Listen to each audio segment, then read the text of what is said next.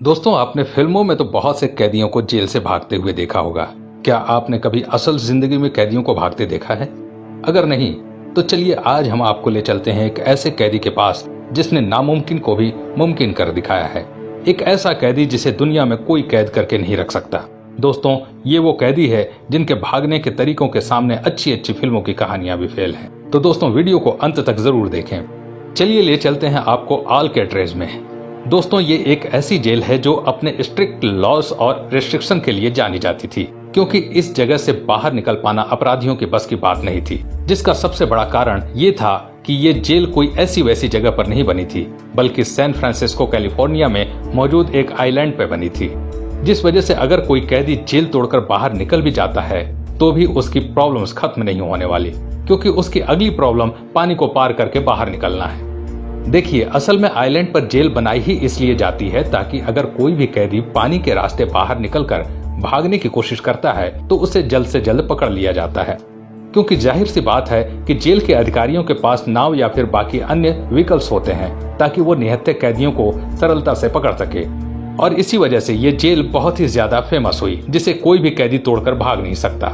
लेकिन वो कहते हैं ना, कभी कभी कुछ चीजें ऐसी भी होती हैं जिसकी कभी किसी ने उम्मीद भी ना की हो। जी हाँ, क्योंकि एक कैदी ऐसा था जो इस काम को कर सकता था, और वो कोई और नहीं बल्कि फ्रैंक मॉरिस था, जो अमेरिका का बहुत फेमस क्रिमिनल था। और ये कुछ ऐसे 3% लोगों में था जिनका दिमाग कुछ ज्यादा ही चलता है, और इसी वजह से इन्होंने इस बेहद ही डेंजरस जेल से बाहर निकलने का फैसला किया, जिसमें इन्होंने अपने 2 साथी कैदियों को भी शामिल किया। और वे दोनों ही भाई थे जिनका नाम जॉन एंगलिन और क्लैरेंस एंगलिन था।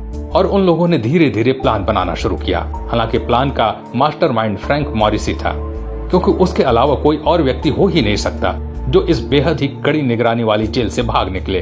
देखिए, आपको बता दें कि मॉरिस ने सबसे पहले ड्रिल बिट्स कलेक्ट करने शुरू की थी, और फिर उन्होंने वैक्यूम क्लीनर की सहायता से अपने दिमाग में कुछ ऐसी कारस्तानी की कि पूरी तरह से ड्रिलिंग मशीन की तरह चलने लगी।